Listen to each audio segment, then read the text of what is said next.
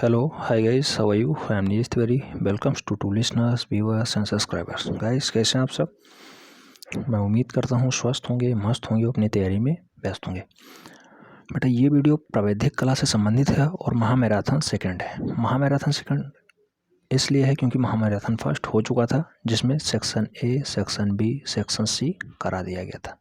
आज इसमें section A, section B, section C और सेक्शन डी की भी प्रैक्टिस कराई जाएगी। मोस्ट इम्पोर्टेंट क्वेश्चनों का समागम है, इसलिए छोड़ना नहीं है, हल्के में नहीं लेना है। सभी क्वेश्चंस इम्पोर्टेंट हैं, इसलिए ये वाली महामैराथन बहुत ही इम्पोर्टेंट है। सेक्शन ए आप सब जानते हैं, जो टोटल 100 नंबर का एक पेपर पूछा जाता है प्रावैधिक में, इसे हम लोगों ने 6 खंडों में डिवाइड किया था। 6 खंड, तो 6 खंडों में section A, section B, section C, section D, section E और सेक्शन एफ, इस टाइप से हमने डिवाइड किया। सेक्शन ए से 10 प्रश्न पूछे जाते हैं ऑब्जेक्टिव टाइप के। सेक्शन बी से 12 नंबर का एक प्रश्न पूछा जाता है। सेक्शन सी से 16 अंक का एक प्रश्न पूछा जाता है। सेक्शन डी से 16 अंक का एक प्रश्न पूछा जाता है। सेक्शन ई से 16 अंक का एक प्रश्न पूछा जाता है और सेक्शन एफ से 30 अंक का एक प्रश्न पूछा जाता है। तो हम लोगों ने जो अभी तक प्रैक्टिस की है, section A, section B, section C और सेक्शन डी तक कर रखी है। अब इस वाले वीडियो में हम लोग सेक्शन डी तक प्रैक्टिस ही करेंगे। मोस्ट इंपॉर्टेंट क्वेश्चंस है, ठीक है, तो इन्हें नोट डाउन करते हुए चलना है। जैसे पहला क्वेश्चन है, सुप्रसिद्ध चित्र बनी ठनी किस शैली पे आधारित है? तो जो बनी ठनी चित्रण शैली है बेटा, वो किशनगढ़ शैली पे आधारित है। ये आपको एमसीक्यूज टाइप में मिलेंगे, लेकिन आपको राइट आंसर किशनगढ़ शैली ही लगाना है। ऐसे ही आपको सीधे उतार देना है। जो आपको ये बड़ा वाला कापी मिलेगा रूलदार, इसमें आपको इसे लगाना है, और जो एक बड़ा चार्ट टाइप का मिलेगा, उसमें आपको जितने भी पेंटिंग वाले काम हैं वो करने हैं, ठीक है। जितना भी आलेखन का काम है वो बड़े वाले चार्ट में आपको करना है, जो बड़ा वाला चार्ट मिलेगा। और जितने भी ये सॉल्विंग के क्वेश्चन हैं, जैसे कि ज्योमेट्री का क्वेश्चन हो गया, section B, section C, section A, ये सब आपको रूलदार कापी में करना है, ठीक है। तो पहला, बनी ठनी किस पे आधारित है? किशनगढ़ शैली पे आधारित है। दूसरा, कांगड़ा शैली का संरक्षक कौन था? डाटा मोस्ट इंपॉर्टेंट है, महाराजा संसार चंद्र। मोस्ट इंपॉर्टेंट डाटा है दोनों के लिए, टीजीटी आर्ट के लिए भी और यहाँ प्राविधिक कला के लिए भी।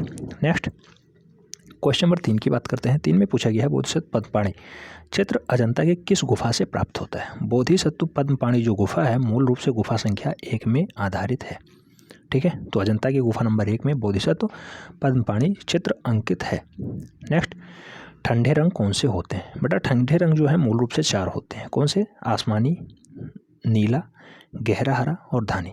तो आसमानी, नीला, गहरा हरा और धानी 4 रंग ऐसे हैं जो ठंडे रंग हैं। जैसे पूछ लिया जाए नीला, आसमानी, गहरा हरा और लाल, इसमें से ठंडे रंग नहीं है, तो लाल इसका राइट आंसर हो जाएगा, क्योंकि लाल गर्म रंग की श्रेणी में आता है। क्वेश्चन नंबर 5, गर्म रंग कौन सा है? तो लाल, नारंगी, पीला और बैगनी। तो इसमें पूछ लिया जाए कौन सा नहीं है, जैसे लाल, नारंगी, पीला और आसमानी दे दिया जाए, पूछा जाए कौन सा गर्म रंग नहीं है, तो आसमानी इसका राइट आंसर हो जाएगा, ठीक है। तो दोनों अलग अलग हैं, दोनों इंपॉर्टेंट। ठंडे रंग कौन से हैं? आसमानी, नीला, गहरा हरा और धानी। गर्म रंग कौन से हैं? लाल, नारंगी, पीला और बैगनी। दोनों अलग हैं, दोनों में डिफरेंसेस। मूल रंग कौन सा है? ये डाटा बहुत बार छपा है दोनों में, प्रावैधिक में भी और टीजीटी आर्ट में भी। तो मूल रंग बेटा कौन कौन से हैं? टोटल 3 रंग मूल हैं, लाल, पीला और नीला। वनडे एंट्रेंस में भी ये कई बार क्वेश्चंस छपे हैं। आप किसी एंट्रेंस की तैयारी कर रहे हो, ये क्वेश्चंस इंपॉर्टेंट है हर एक जगह के लिए। लाल, पीला और नीला, ये मूल रंग कहलाते हैं, ठीक है। नेक्स्ट क्वेश्चन नंबर 8 पूछा गया है, चित्रकला कितने प्रकार की होती है? तो चित्रकला 2 भागों में बांटा गया है, उपयोगी कला और ललित कला। उपयोगी कला और ललित कला।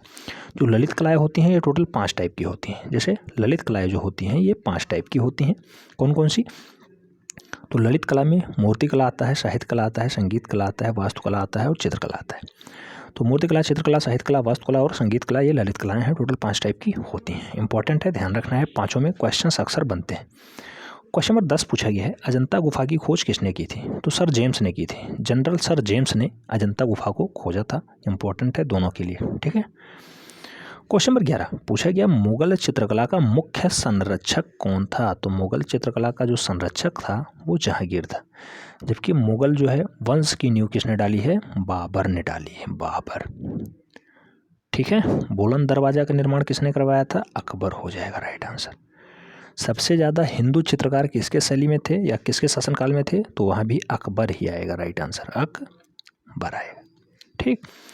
क्वेश्चन नंबर 12 पूछा गया है, इंपॉर्टेंट क्वेश्चन है, बहुत बार ये विवादित क्वेश्चन रहा है। अजंता गुफाओं में कुल कितनी गुफाएं हैं? तो बेटा वर्तमान में टोटल 30 गुफा हैं, क्योंकि गुफा संख्या 30A की खोज हो चुकी है। 30A की खोज हो चुकी है। पहले 29 गुफाएं थीं, अब 30A खोज लिया गया है, तो अब टोटल गुफाएं कितनी हो गई? 30 गुफा हो गई। अगर ऑप्शंस में दोनों होता है 29-30 तो राइट आंसर 30 बनेगा। अगर ऑप्शन में 30 नहीं रहता है तो राइट आंसर 29 भी हो जाता है। ठीक है, तो अजंता में गुफाओं की संख्या 30 है, यहाँ 29 भी दिया गया है, 29 भी होता है। कई बार ऑप्शंस में रहा है, 2003 वाले पेपर में 29 गुफाएं रही हैं। ठीक है, राइट आंसर में। क्वेश्चन नंबर 13 की बात करते हैं। पूछा गया है महाभारत में किन चित्रकार का नाम आता है? तो महाभारत में चित्रलेखा जी का बार बार नाम आता है, ये एक अच्छे लेवल की चित्रकार हैं। चित्रलेखा, राइट आंसर चित्रलेखा है। क्वेश्चन नंबर 14, कांगड़ा चित्रण शैली किस शैली पे आधारित है? तो बेटा कांगड़ा चित्रकला जो है मूल रूप से पहाड़ी चित्रकला का ही उपनाम है। कई बार क्वेश्चंस दोनों जगह छपे हैं, इंपॉर्टेंट हैं। ठीक है, नेक्स्ट क्वेश्चन नंबर 15, ये सेक्शन ए का लास्ट क्वेश्चन है। तैल रंग का चित्र बनाने के लिए कौन सा कागज उपयुक्त है? तो ऑयल स्केचिंग पेन जो पेपर होता है, ऑयल स्केचिंग पेपर, ये तैलीय चित्र बनाने के लिए सबसे बेटर होता है। ठीक है, तो इस टाइप से हम लोगों ने 15 क्वेश्चंस देखे हैं जो कि सेक्शन ए से संबंधित हैं। और यहाँ पे सेक्शन ए में आपके पेपर में 10 प्रश्न पूछे जाएंगे। हमें उम्मीद है कि यहाँ से लगभग 6 से 7 प्रश्न सीधे सीधे छपेंगे, तो इन्हें हल्के में नहीं लेना है, बढ़िया से ढंग से नोट डाउन कर लेना है, याद कर लेना है। ठीक है, बाकी जो 2-4 क्वेश्चंस रह जाते हैं अगले महामैराथन में, अगली क्लासेज में हो जाएंगी। स्टार्टिंग से 1 से 12 तक वीडियो पड़ी हुई हैं, उन्हें आप देख लीजिए। 100% वहीं से पूरा क्वेश्चन से 10 का 10 छप जाएगा। ठीक है, अब हम लोग सेक्शन बी की तरफ बढ़ते हैं। सेक्शन बी एक ही प्रश्न पूछा जाएगा, 12 अंक का होगा। एक ही प्रश्न पूछा जाएगा। सेक्शन ए तो 10 नंबर का था, सेक्शन बी 12 अंक का होता है। और सेक्शन बी में एक प्रश्न आपको सॉल्व करना है, 12 अंक पक्का हो जाएगा। चाहे आप लेटर राइटिंग करिए या फिर करणवत पैमाना यानी मापनी करिए, दोनों में कोई एक करिएगा। दोनों मत कर दीजिएगा, नहीं दिक्कत हो जाएगी। दोनों करने से आपको बेनिफिट नहीं मिलेगा, मिलेगा तो 12 अंक आपको। ठीक है, इसलिए दोनों नहीं करना है, कोई एक ही करना है। चाहे आप लेटर राइटिंग करिए या फिर जो है मापने वाला क्वेश्चन करिए। आइए देखते हैं। अगर लेटर राइटिंग करते हैं तो यहाँ पे आपको 6 अंकों के 2 प्रश्न करने होंगे। 6 + 6 12 होता है। ठीक है, 6 अंक का एक आपको 3.5 सेंटीमीटर छायायुक्त तो बनाना होगा, और एक आपको 6 अंक का बनाना होगा जिसमें आपको सीधे सीधे तिरछी छपाई या फिर साधारण छपाई में अक्षर लिखना होगा। तो इस टाइप से आप लिख सकते हैं। तो पहले हम लोग खंड ए देखते हैं। खंड ए में बेटा क्वेश्चन दिया गया है। क्वेश्चन कहा गया है 3.5 सेंटीमीटर ऊंचाई, छापे में बड़े अक्षर में प्रकाश छायायुक्त, चाहे घनाकृति लिख दीजिए या फिर SOLID लिख दीजिए। तो बेटा सॉलिड शब्द भी आप लिख सकते हैं, घनाकृति भी लिख सकते हैं। ये जरूर ध्यान रखना है कि हाइट 3.5 सेंटीमीटर हो। अगर घनाकृति लिखते हैं तो इसकी ये वाली हाइट ये वाली 3.5 हो। अगर सॉलिड लिखते हैं तो ये वाली हाइट 3.5 सेंटीमीटर हो। आराम से लिखना है। कैसे लिखेंगे बेटा? तो इसे आप आधा सेंटीमीटर में अगर डिवाइड कर लेंगे तो बढ़िया से लिख जाएगा। यानी एक जाल बना लीजिए पहले आधा सेंटीमीटर वाला, उसमें आप अक्षर लिखेंगे तो बढ़िया आएगा। जैसे 3.5 सेंटीमीटर हाइट कहा गया है तो आप 4.5 सेंटीमीटर हाइट ले लीजिए ये वाली, और इसे 9 खानों में डिवाइड कर लीजिए। प्रत्येक खाना आधा सेंटीमीटर का हो गया। ऐसे ही इस साइड में आपको देखना है कि ये वाली लंबाई कितनी है, उसी के अकॉर्डिंग ये वाला जाल तैयार करना है, क्योंकि इस पे भी आधे सेंटीमीटर, इस पे भी आधे सेंटीमीटर दूरी रहेगी। तो बढ़िया लेटर देखेगा। अब ये वाली लंबाई कितनी है ये पता करने के लिए लक्षणों का जो है ये पता करना होगा, अक्षर कितने खाने छकाते हैं। तो आधा सेंटीमीटर का जो है खाना छकाता है, S 4 खाने छकाएगा, O 4 खाने छकाएगा, L 4 खाने छकाएगा, I 1 खाना छकाएगा, D 4 खाने छकाएंगे। सबसे ज़्यादा आधा सेंटीमीटर का खाना छकाने वाला अक्षर है W और M, ये 5-5 खाने छकाते हैं। ये कई बार क्वेश्चन में पूछे जा चुके हैं, ध्यान रखना है।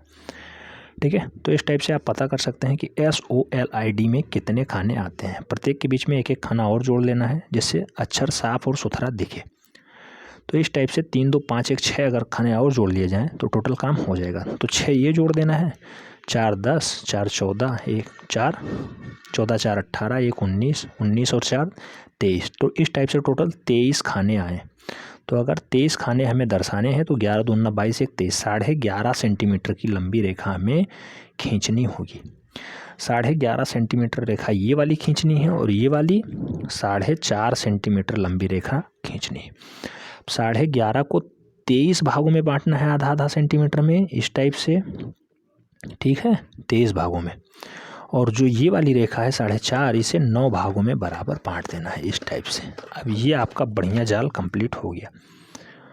ये आपको पटरी और पेंसिल से करना है। पटरी पेंसिल से करने के बाद अब आपको सीधे फिगर ड्रा कर देना है। SOLID दिखाना है तो SOLID आराम से आप दिखा सकते हैं, जटिल नहीं है। ये आपको जाल दिखने में थोड़ा भद्दा लग रहा होगा, तो ऐसा नहीं है। कुछ लोग पहले कमेंट्स किए थे कि सर हमें एक ग्राफ पेपर नहीं मिलेगा। बेटा ग्राफ पेपर वहाँ नहीं मिलता है, एक 4A साइज़ की कापी मिलती है जिसे रूलदार कापी आप कहते हैं। मूल रूप से एक बड़ा सा चार्ट मिलता है आपको, बड़ा सा चार्ट, ठीक है।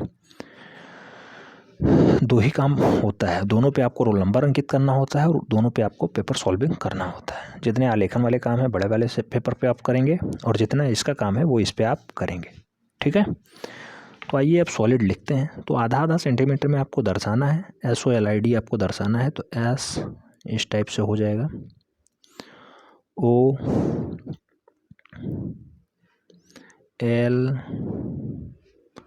I एक खाना छोड़ के, और इस टाइप से आप D भी दर्शा सकते हैं, ठीक है। तो ये ऊंचाई जो इसकी समान है क्योंकि आपने पटरी से पहले ही मेंटेन कर रखी है 3.5 सेंटीमीटर।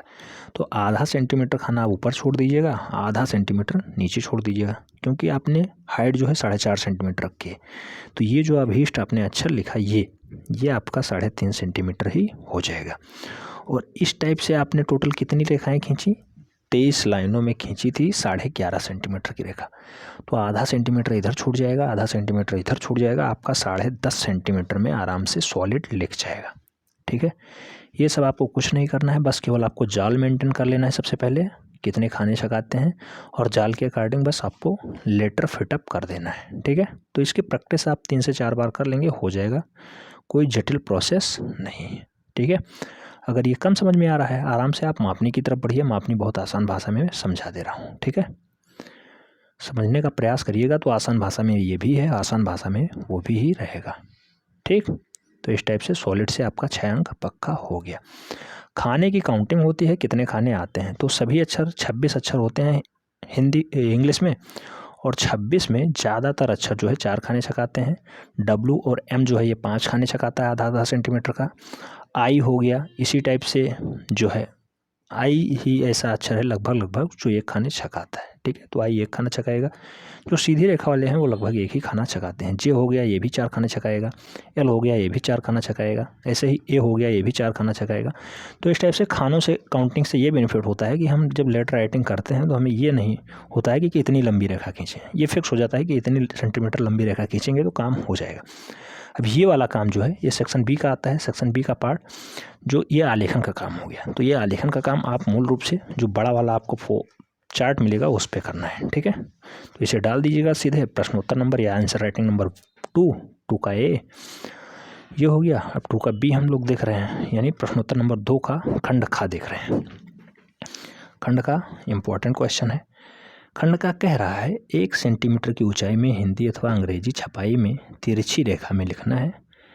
अक्षरों में ये वाक्य लिखिए, जैसे चरित्र हमारे रहन सहन का दर्पण है, या फिर CHARACTER character is the MIRROR mirror of our LIFE। फिर पूर्ण विराम लगा है तो पूर्ण विराम हमें लगाना है। चाहे आप हिंदी में लिखिए चाहे इंग्लिश में लिखिए, हाइट 1 ही सेंटीमीटर रखनी है। तो एक जो इंग्लिश वाली कापी आती नहीं है इस टाइप की 4A साइज़ की, इस टाइप से लाइनिंग वाली, इसमें बहुत बढ़िया बैठता है। उसकी हाइट भी 1 ही सेंटीमीटर होती है। उसमें आप इसकी प्रैक्टिस कर सकते हैं।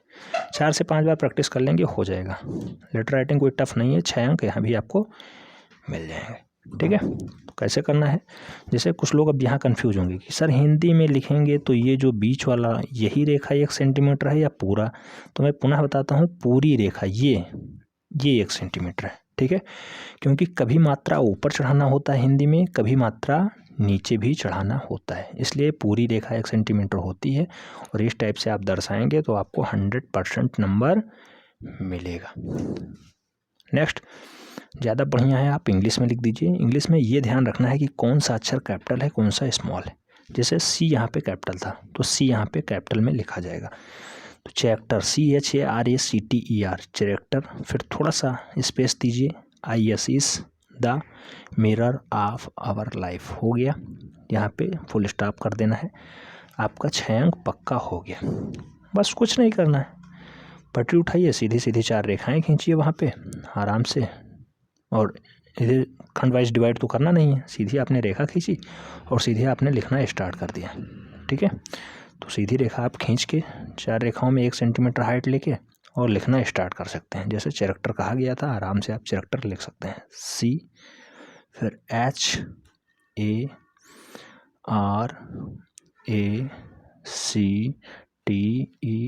आराम से इसे लिखेंगे। जो प्रश्न पत्र में दिया गया है सेम भाषा में आपको लिख देना है। आराम से यहाँ भी आपको 6 अंक मिल जाएगा, कोई जटिल प्रोसेस नहीं है। अगर ये समझ में नहीं आता लेटर राइटिंग तो इसके लिए ऑप्शन है ये वाला, आप इसे कर सकते हैं। मापनी का सबसे टफेस्ट क्वेश्चन रखा गया है। ठीक है, बहुत टफ क्वेश्चन है ये, अक्सर लोग इसे कंफ्यूज हुए हैं, कमेंट में खूब सारे मैसेज आए हैं। तो क्वेश्चन को पुनः हम लोग देख ले रहे हैं। ठीक है, अभी आसान भाषा में आपको समझ में आ जाएगा। जैसे एक नक्शे पे 9 सेंटीमीटर लंबी रेखा 360 मीटर की दूरी प्रदर्शित करती है। नक्शे के लिए एक विकर्ण मापनी बनाइए जो 600 मीटर तक की दूरी पड़ सके। मापनी पे जो है निरूपक भिन्न भी ज्ञात करना है तथा मापनी पे 438 मीटर की दूरी भी अंकित करनी है। क्वेश्चंस आपने पढ़ा, क्या क्या कहा बेटा? तो एक विकर्ण मापनी बनाना है, दूसरा निरूपक भिन्न बनाना है, तीसरा 600 मीटर की दूरी भी प्रदर्शित कर सके, रीड कर सके। हो जाएगा। सबसे पहले हमें निरूपक भिन्न ही निकालना होगा। निरूपक भिन्न होता क्या है बेटा? चित्र पे माप बटा वास्तविक माप, ये निरूपक भिन्न होता है। अब चित्र पे माप 9 सेंटीमीटर कहा गया है, वास्तविक माप 360 मीटर को पड़ रहा है। अब ये सेंटीमीटर है, ये मीटर है, इसे भी मीटर में कन्वर्ट कर ले रहे हैं, सेंटीमीटर में कन्वर्ट कर ले रहे हैं, तो 100 से गुणा हो जाएगा, मीटर सेंटीमीटर में कन्वर्ट हो जाएगा। 9 चौको 36, यानी जो निरूपक भिन्न निकल के आया 1/4000 निकल के आया। ठीक, 1/4 जो 1/4000 है ये आपका RF हो गया, निरूपक भिन्न हो गया। अब आगे क्या कह रहा है? 600 मीटर तक की दूरी पढ़ी जा सके। तो अगर 1 सेंटीमीटर रेखा 4000 मीटर को प्रदर्शित करती है, रीड करती है, तो अगर हम यहाँ 15 सेंटीमीटर लंबी रेखा खींचें तो कितना प्रदर्शित हो जाएगी? तो 15 चौको 60, यानी 60,000 हो जाएगा। और 60,000 को अगर हम लोग जो है मीटर में कन्वर्ट करते हैं तो 100 से भाग देते हैं, तो ये 600 मीटर प्रदर्शित करेगा। यानी 15 सेंटीमीटर रेखा हम लोग कॉपी पे बना लें तो ये 600 मीटर को रीड कर लेगा। वही काम आगे हमें कर देना है। ठीक जी, आइए देखते हैं। इस टाइप से हमने एक 15 सेंटीमीटर की रेखा खींची। 15 सेंटीमीटर रेखा है, 6 खंडों में इसे आराम से हम लोग डिवाइड कर लें तो इस टाइप से प्रत्येक खंड 100 मीटर बढ़ेगा। 100, 200, 300, 400, 500, और ये वाला भाग आगे वाला 600। तो 1, 2, 3, 4, 5 और ये वाला 6। अब ये वाला जो भाग है इसे हमें 10 बराबर भागों में बांटना है, स्टार्टिंग वाला। तो इसे 10 भागों में आप पहले बांटिए। उसके बाद सीधी रेखाएं लंबवत बढ़िया खींचिए, सीधी लंबी रेखा समानांतर एक दूसरे के। उसके बाद इस टाइप से भी, इधर से भी आपको इसे 10 बराबर भागों में बांटना पड़ेगा, इधर से भी। ठीक है, इधर से भी आपको 10 बराबर भागों में बांटना है, इधर से भी आपको 10 बराबर भागों में बांटना है। जो नीचे आपने बांटा ये 10-10 सेंटीमीटर, मीटर यहाँ देखेगा 10-10 मीटर पड़ेगा, और जो इधर आपने बांटा, ठीक है, तो ये 1-1 सेंटीमीटर, प्रत्येक रेखा 1-1 सेंटीमीटर पड़ रही है। अब कर्णवत पैमाना इसीलिए इसे बोला ही जाता है क्योंकि यहाँ पे कर्णवत चलेगा ही। कर्णवत जैसे यहाँ पे स्टार्टिंग का फर्स्ट पॉइंट और यहाँ पे ये सेकंड पॉइंट पे जाके मिलेगा, इस टाइप से तिरछी रेखा। यहाँ पे दूसरा तो यहाँ पे तीसरा, यहाँ पे तीसरा तो यहाँ पे चौथा, यहाँ चौथा तो यहाँ पाँचवा, यहाँ पाँचवा तो यहाँ छठवां, यहाँ छठवां तो यहाँ सातवां, यहाँ सातवां तो यहाँ आठवां, यहाँ आठवां तो यहाँ नौवां, यहाँ नौवां तो यहाँ 0 पे जाके मिल जाएगा। ठीक है, तो 0 से स्टार्ट करेंगे 10 तक यहाँ आएगा। अब हमें दर्शाना कितना है? 438 मीटर कहा गया है। तो बेटा 400 तो इस साइड से ले लेंगे, जैसे 100, 200, 300 और 400, तो यानी यहाँ से यहाँ तक की अगर रेखा खींच दी जाए तो ये 400 मीटर हो गया। 30 और 8 38 मीटर हमें इसमें पढ़ना है। तो 38 मीटर आप कैसे पढ़ेंगे? तो यहाँ से पढ़ लेंगे, जैसे इस वाले पे तीसरा पॉइंट और इस वाले पे 8वां पॉइंट, जहाँ पे कर्णवत पॉइंट कट कर रहे हैं 8 और 3 के साइज, ये वाला जो अभीष्ट पॉइंट निकला है ये आपका इतना 38 सेंटीमीटर पड़ रहा है। ठीक है, तो 38 ये हो गया, 400 इधर हो गया, तो 438 मीटर रेखा आपने इस टाइप से विकर्ण मापनी पे खींच दी है। ठीक है, ये रेखा आपकी 438 मीटर की है। हो गया, पूरा क्वेश्चन सॉल्व हो गया, कोई जटिल प्रोसेस नहीं था। सबसे पहले आपने RF निकाला जो 1/4000 निकला। उसके बाद रचना विधि में आपको क्या लिखना है, सबसे पहले हमने 15 सेंटीमीटर की एक रेखा खींची, उसके बाद उसे 6 बराबर खंडों में विभाजित कर दिया। प्रत्येक भाग 100-100 मीटर को पढ़ रहा था, प्रत्येक भाग 100-100 मीटर को पढ़ रहा था। उसके बाद हमने पहला वाला जो भाग था उसे 10 बराबर सम भागों में डिवाइड किया। तो 10 बराबर सम भागों में जब आपने डिवाइड कर दिया तो 100 को 10 से डिवाइड करेंगे, 10-10 मीटर एक एक भाग आएगा, तो ये आया 10-10 मीटर। फिर जो आपने संभाग विभाजित किया था ये वाला, इस संभाग को भी आपने 10 बराबर भागों में बांट दिया। तो इसे भी जब आप 10-10 बराबर भागों में बांट देंगे तो प्रत्येक भाग 1-1 मीटर प्रदर्शित करने लगेगा, जो कि विकर्ण मापनी के थ्रू ही हो पाएगा, क्योंकि विकर्णतया ही सब कुछ चलेगा, यानी कर्णवत ही सब कुछ चलेगा। इसके नाम से ही पता चल जाता है विकर्ण या फिर कर्णवत पैमाना। तो इस टाइप से कर्णवत चला। आपने 38 मीटर की दूरी इस वाले कर्णवत वाले से निकाली और 400 मीटर की दूरी आगे आपने निकाली। 438 मीटर की एक रेखा आपने खींच दी है, जबकि 200 मीटर आगे बाकी भी है, उधर आप खींच सकते हैं, यानी 600 मीटर की दूरी पूरा प्रदर्शित कर सकते हैं। पूरा प्रश्न सॉल्व हो गया, पूरा आपने रचना विधि लिख दी। यहाँ से आपको इतना ही करने पे 12 अंक मिल जाएगा। ठीक है, अब हम लोग आगे बढ़ते हैं सेक्शन सी की तरफ। सेक्शन सी जो है क्षेत्रफल से संबंधित होता है। एक प्रश्न सॉल्व करने पे 16 अंक आपको मिल जाता है। प्रश्न क्या कह रहा है, पहले प्रश्न को रीड करना है, उसके बाद आंसर देना है। प्रश्न में कहा गया है, एक आयत बनाओ जो क्षेत्रफल में त्रिभुज का खा गा का दोगुना हो, जिसका आधार खा और गा 5 सेंटीमीटर, भुजाएं का खा और का गा 3 सेंटीमीटर और 4 सेंटीमीटर है। हो जाएगा। सबसे पहले हमें एक त्रिभुज बनाना है का खा गा। ठीक है, बना लीजिए। एक इस टाइप से आप त्रिभुज बना लीजिए। त्रिभुज का खा और गा, का खा गा हो गया। ये 3 है, ये 4 है और ये 5 है, पहले ही प्रश्न में बता दिया गया। अब ये का खा गा के दुगुना हमें एक रेक्टेंगल बना देना है, आयत बना देना है। कुछ नहीं करना है, आराम से हो जाएगा। जैसे का पॉइंट से एक समानांतर रेखा खींच दीजिए जो कि खा गा के समानांतर हो। ठीक, अब कोण खा और कोण गा, कोण खा और कोण गा पे लंब रेखाएं खींचनी है। कैसे खींचनी है, कोई पटरी प्रकार लीजिए और पटरी पेंसिल प्रकार से अपना काम कर सकते हैं। प्रकार में उचित दूरी भरिए। पहले प्रकार की नोक यहाँ रखिए, कट लगाइए, देन प्रकार की नोक यहाँ रखिए, कट लगाइए, देन प्रकार की नोक यहाँ रखिए, कट लगाइए, प्रकार की नोक यहाँ रखिए, फिर कट लगाइए। ये दोनों अभीष्ट पॉइंट कट कर रहे हैं। अब गा पॉइंट से सीधे इसी पॉइंट को मिला देना है, जो खागा के समानांतर जो आपने रेखा खींची थी उसे किसी पॉइंट पे कट करेंगे। मान लो इसे छा पॉइंट पे इसने कट किया, छा हो गया। ऐसे ही कोण खा को भी बांट लेना है।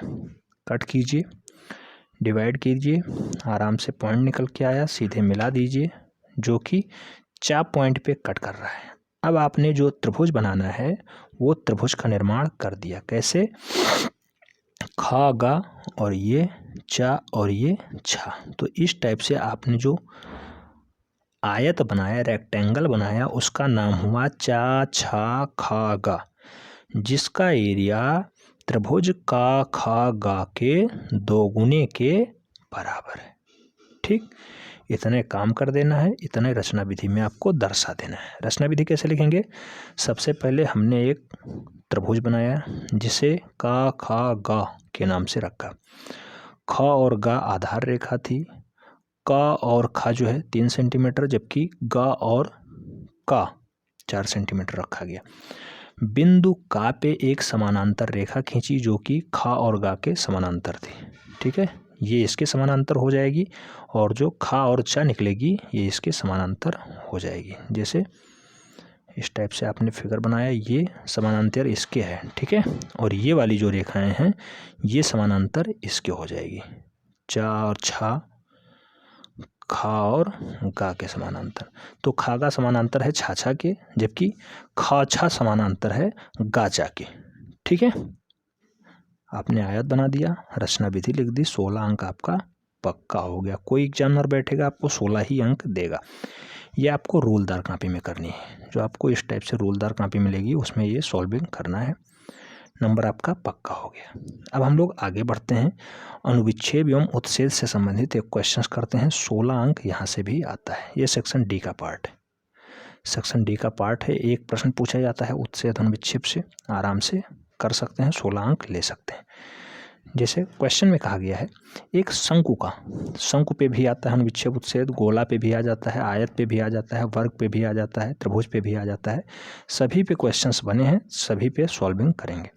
अब यहाँ पे हमने शंकु पे लिया है, सबसे जटिल प्रोसेस है, बार बार ये क्वेश्चन पूछा गया है, 3-4 बार ये पूछा जा चुका है, इसलिए इसको हमने महामैराथन 2 में लिया है।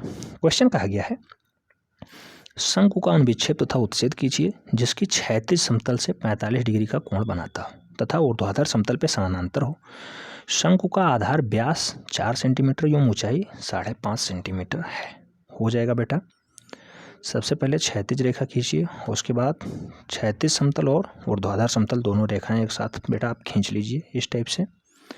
उसके बाद काम क्या करना है, कोई भी पॉइंट ले लीजिए, चांदा रखिए इस वाली पे, क्षैतिज समतल पे चांदा रखिए, 45 डिग्री का कोण जहाँ आ रहा हो कट कर लीजिए, सीधी एक रेखा खींच दीजिए, ठीक है। रेखा खींच दी गई। अब आपको इस वाले रेखा पे मिड पॉइंट ढूंढना है जहाँ से 2 सेंटीमीटर की दूरी प्रदर्शित की जा सके, क्योंकि हमें चित्र में दर्शाना है कि ये वाला जो आधार है ये 2 सेंटीमीटर इधर है, 2 सेंटीमीटर इधर है, क्योंकि शंकु का आधार जो है ये 4 सेंटीमीटर का है और इस टाइप से आपको अभीष्ट शंकु बनाना है। ये इसकी हाइट होगी, ये इसकी हाइट होगी जो कि 5.5 सेंटीमीटर होगी और ये इसका जो है आधार होगा ये 4 सेंटीमीटर होगा, ठीक। अब ये काम आपने कर दिया है ऊपर। अब इसी से संबंधित नीचे रेखा खींच देनी है। ये तो आपका उत्च्छेद हो गया, ये वाला उत्च्छेद हो गया। अब आपको अनुविच्छेद खींचना है, तो इसीलिए मैंने सबसे पहले आपको क्षैतिज समतल रेखा और ऊर्ध्वाधर समतल रेखाएं खींच दी थी। अब सीधे हर एक पॉइंट से संबंधित रेखाएं खींच दीजिए। ये वाले पॉइंट से संबंधित रेखा ये खींच दीजिए, पॉइंट वाले से यहाँ ले आइए और इस वाले से यहाँ ले आइए, सबसे शीर्षस्थ वाले से यहाँ भी आप रेखा ले आइए। हो गई। पॉइंट वाले से जो शीर्षस्थ की दूरी है ये सदैव 5.5 सेंटीमीटर होगी। इसी पे आपको बनाना है फाइनली फिगर। इस टाइप से आप दर्शा सकते हैं, वहाँ से यहाँ, यहाँ से यहाँ, और इसमें आप रख दीजिए फाइनली जो है वृत्त। स्पर्शी रेखाएं आराम से खींच करके आप इसका निर्माण कर सकते हैं इस टाइप से। और जो ये दूरी है ये दूरी 5.5 सेंटीमीटर है, जबकि ये जो आपका शंकु है, शंकु का जो आधार होता है सदैव वृत्त होता है बेटा, तो शंकु का आधार वृत्त है और वृत्त का जो है व्यास जो है ये 4 सेंटीमीटर है। चाहे वृत्त का व्यास कहें 4 सेंटीमीटर या शंकु का आधार 4 सेंटीमीटर है, ठीक है। तो ये इसका अनुविच्छेद हो गया और ये इसका उत्च्छेद हो गया। ऊपर वाला उत्च्छेद हो गया, 45 डिग्री कोण पे है, क्योंकि मैंने पहले ही कहा था ये वाला कोण चांदे से निकाल लेना है 45 डिग्री। तो 45 डिग्री पे आपने पहले एक अभीष्ट शंकु का निर्माण किया जिसका नाम ABC रखा और ABC के समानांतर आपने नीचे भी अनुविच्छेद भी खींच दिया है, ठीक है। तो A dash B dash C dash निकलेगा। जैसे ये शिफ्ट हुआ है यहाँ, तो C डैश ये हो जाएगा और B डैश ये हो जाएगा और A डैश ये हो जाएगा। तो A dash B dash C dash का उत्च्छेद ABC है या ABC का अनुविच्छेद A dash B dash C dash है, ठीक है। समझ में आ गया। जो आपने किया है वही आपको रचना विधि में लिख देनी है। जैसे सबसे पहले हमने ऊर्ध्वाधर समतल और जो है क्षैतिज समतल की रेखाएं खींची। क्षैतिज समतल की रेखा से 45 डिग्री कोण करते हुए एक हमने सीधी रेखा खींच दी जिसकी हाइट 5.5 सेंटीमीटर रखी और फाइनली आधार रेखा, शंकु का आधार रेखा निकालने के लिए 2 सेंटीमीटर की उचित दूरी पे हमने आधार रेखा बनाया। उसके बाद हमने जो है उसको आपस में मिला दिया। देन जो अभीष्ट शंकु बन के तैयार हुआ जिसकी हाइट 5.5 सेंटीमीटर है और 5.5 सेंटीमीटर उसकी हाइट हो गई, आधार उसका 4 सेंटीमीटर हो गया। ये आपका उच्छेद हो गया। अभीष्ट जो है शंकु का ही हमने नीचे की साइड पे क्षैतिज समतल के समानांतर जो ऊर्ध्वाधर समतल हमने खींचा था उस पे हमने इसका अनुविच्छेद तैयार किया, इसका नाम अगर ABCD आप रखे हैं ABC, तो इसका A dash B dash C dash कर सकते हैं, आराम से हो जाएगा। यही आपको रचना विधि में लिखना था। ठीक है, तो उम्मीद करते हैं सब कुछ समझ में आ गया होगा। आपको ABCD तीनों सेक्शंस करा दिए गए हैं, चौथा सेक्शन भी आज D वाला ये है। ठीक है, हो गया ABC और D। यहाँ से आपका 10, 12, 16 और 16, तो 16, 16, 32, 32, 12, 44, 44, 10, 54% सिलेबस कवर हो गया है। ठीक है, इसके प्रैक्टिस हो गई है। अब आगे हम लोग सेक्शन ई की तरफ बढ़ते हैं। सेक्शन ई की तैयारी करेंगे। सेक्शन ई भी 16 अंक का होता है। ठीक है, तो सेक्शन ई की तैयारी करेंगे। अगर ये वीडियो पसंद आ गया हो फ्रेंड्स के बीच अवश्य शेयर कर दो, वीडियो लाइक कर दिए होंगे मैं उम्मीद करता हूँ, और चैनल पे अगर नए हैं चैनल को सब्सक्राइब कर लें। ठीक है, मिलते हैं नेक्स्ट वीडियो में, तब तक के लिए जय हिंद।